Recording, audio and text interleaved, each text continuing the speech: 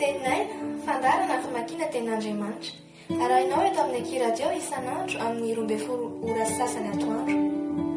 Parole de vie, lecture de la Bible tous les jours sur Ekiradio à 12h30. Wort des Lebens, jeden Tag eine biblische Lektüre um 12:30 Uhr im Ekiradio. Iarahanao amin'ny rahavavy aina. Teninay, teny mahavelona.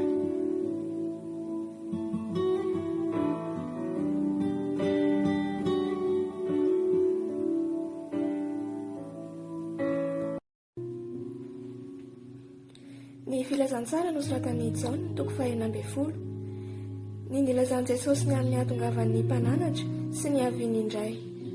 Amin'ny anaran'i Jesosy. Izany teny izany dia efa nilazaiko taminareo mba tsy hatafotohina anareo.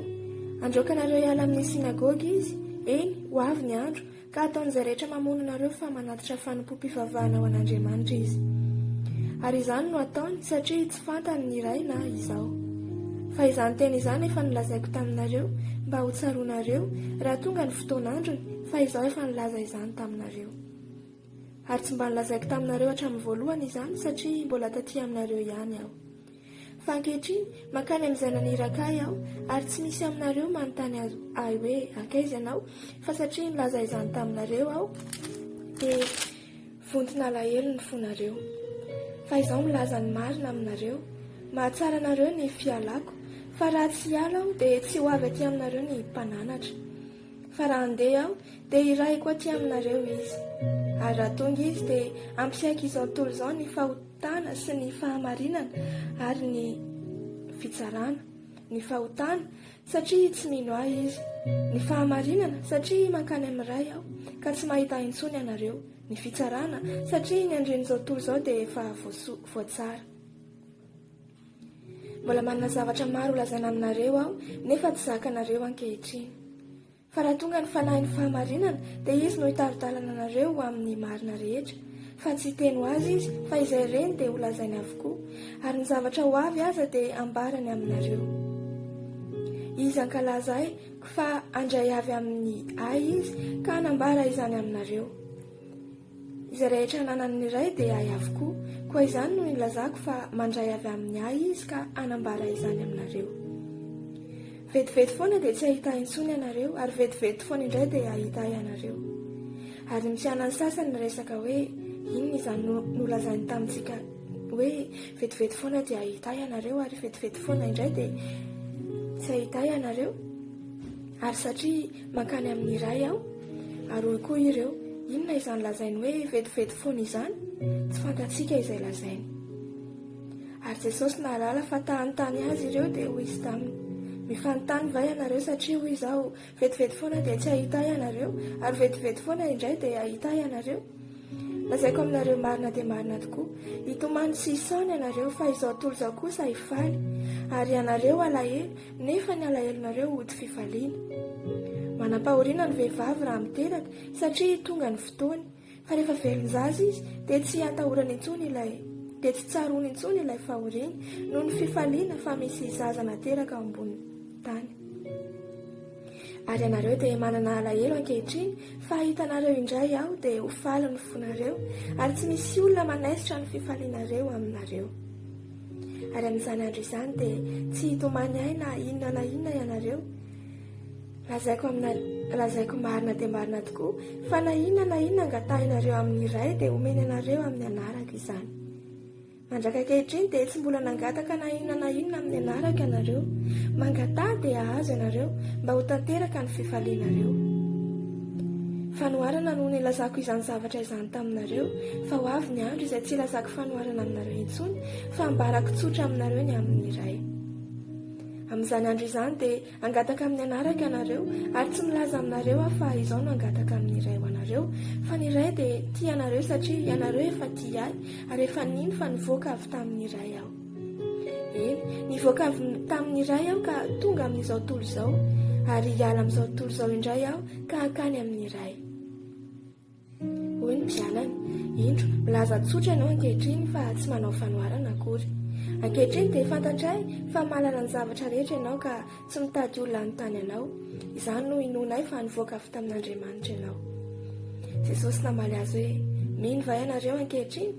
Indro avy ny andro, eny efa tonga, izay ielezanareo samy ho any amin'ny azy avy, ary ilaozanareo irery aho, kanefa tsy irery aho, fa ny iray no ato amiko.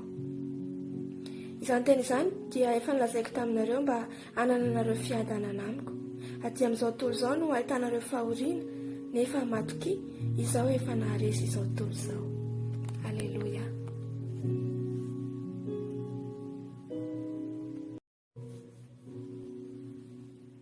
L'Évangile selon Jean, chapitre 16, au nom de Jésus. Je vous ai dit ces choses afin qu'elles ne soient pas pour vous une occasion de chute. Ils vous excluront des synagogues, et même l'heure vient où quiconque vous fera mourir croira rendre un culte à Dieu. Ils agiront ainsi parce qu'ils n'ont connu ni le Père ni moi. Je vous ai dit ces choses afin que lorsque l'heure sera venue, vous vous souveniez que je vous les ai dites. Je ne vous ai pas parlé dès le commencement parce que j'étais avec vous. Maintenant, je m'en vais vers celui qui m'a envoyé, et aucun de vous ne me demande « Où vas-tu » Mais parce que je vous ai dit ces choses, la tristesse a rempli votre cœur.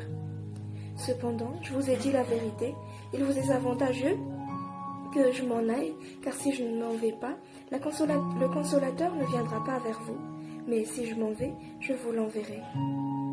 Et quand il sera venu, il convaincra le monde en ce qui concerne le péché, la justice et le jugement.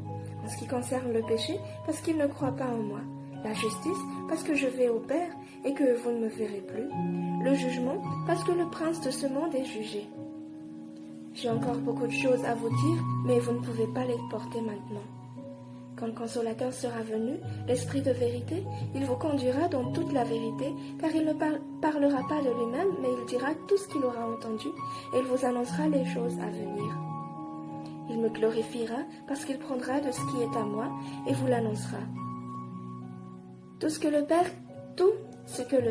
a est à moi. C'est pourquoi je dis qu'il prend de ce qui est à moi et qu'il vous l'annoncera.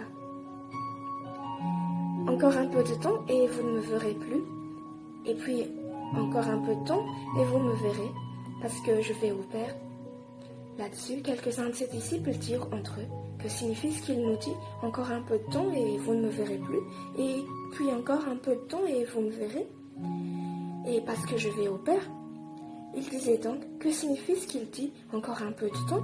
Nous le savons de quoi il parle. Jésus connut qu'ils voulaient l'interroger et il leur dit, vous vous questionnez les uns les autres sur ce que j'ai dit, encore un peu de temps et vous ne me verrez plus, et puis encore un peu de temps et vous me verrez. En vérité, je vous le dis, vous pleurerez et vous vous lamenterez, et le monde se réjouira, vous serez dans la tristesse, mais votre tristesse se changera en joie.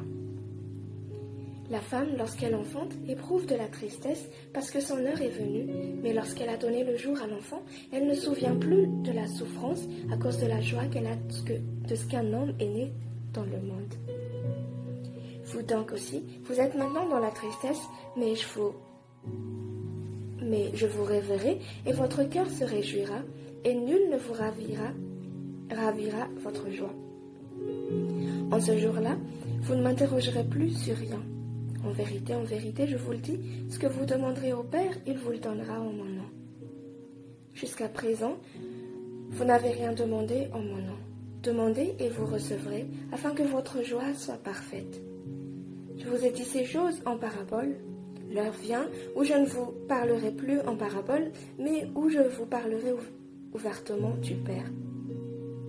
En ce jour, vous demanderez en mon nom, et je ne vous dis pas que je prierai le Père pour vous, car le Père lui-même vous aime, parce que vous m'avez aimé, et que vous avez cru que je suis sorti de Dieu. Je suis sorti du Père, et je suis venu dans le monde. Maintenant, je quitte le monde, et je vais au Père. Ses disciples lui dirent, « Voici, maintenant tu parles ouvertement, et tu n'emploies aucune parabole. Maintenant, nous savons que tu sais toutes choses, et que tu n'as pas besoin que personne t'interroge. C'est pourquoi nous croyons que tu es sorti de Dieu. » Jésus leur répondit, « Vous croyez maintenant? Voici, l'heure vient, et elle est déjà venue, où vous serez dispensés chacun de son côté, et où vous me laisserez seul, mais je ne suis pas seul, car le Père est avec moi. Je vous ai dit ces choses afin que vous ayez la paix en moi. Vous aurez des tribulations dans le monde, mais prenez courage, j'ai vaincu le monde. Alléluia.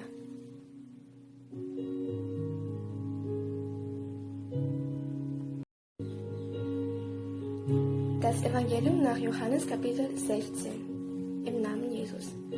Solches habe ich zu euch geredet, dass ihr euch nicht ärgert. Sie werden euch in den Bann tun. Es kommt aber die Zeit, dass wer euch tötet, wird meinen, er tue Gott einen Dienst daran.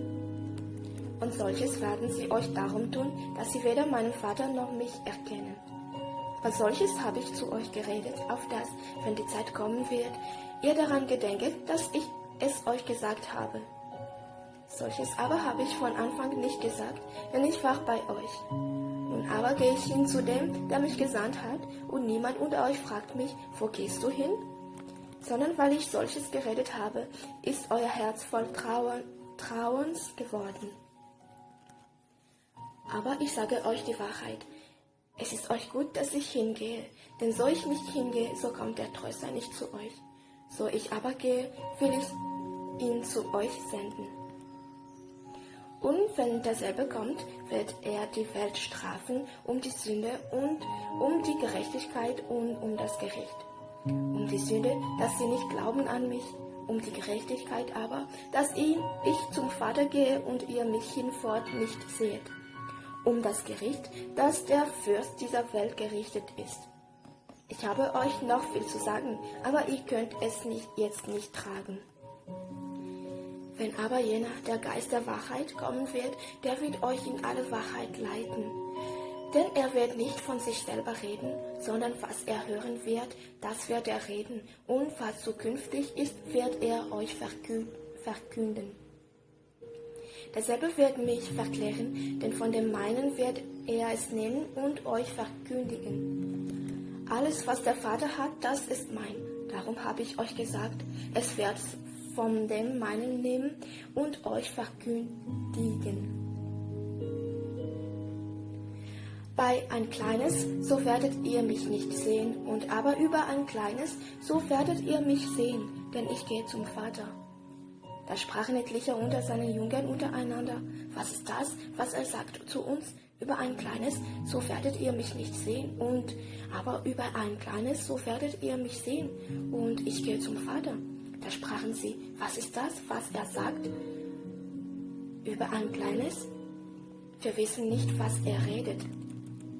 Da merkte Jesus, dass sie ihn fragen wollten und sprach zu ihnen, davon fragt ihr untereinander, dass ich gesagt habe, über ein kleines, so werdet ihr mich nicht sehen, und aber über ein kleines, so werdet ihr mich sehen.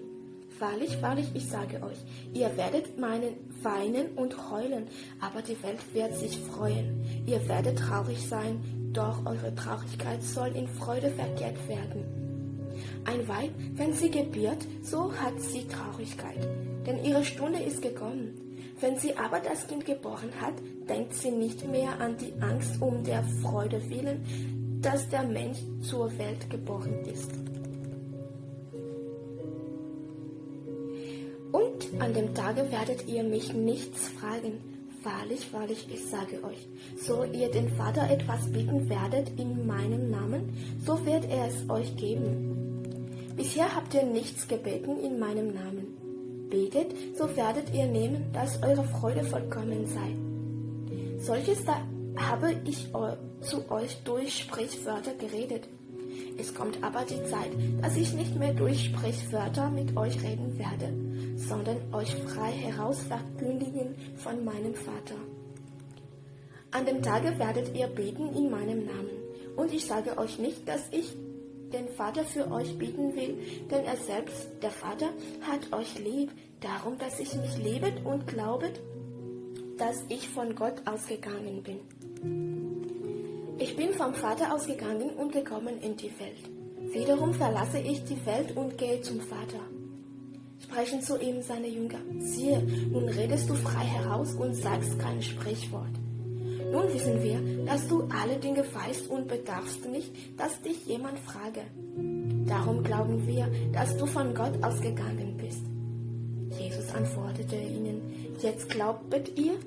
Siehe, es kommt die Stunde und es ist schon gekommen, dass ihr zerstreut werdet, eine Glieder in das Seine und mich allein lasset. Aber ich bin nicht allein, denn der Vater ist bei mir. Solches habe ich mit euch geredet, dass ihr in mir Frieden habet. In der Welt habt ihr Angst, aber seid getrost, ich habe die Welt überwunden. Halleluja.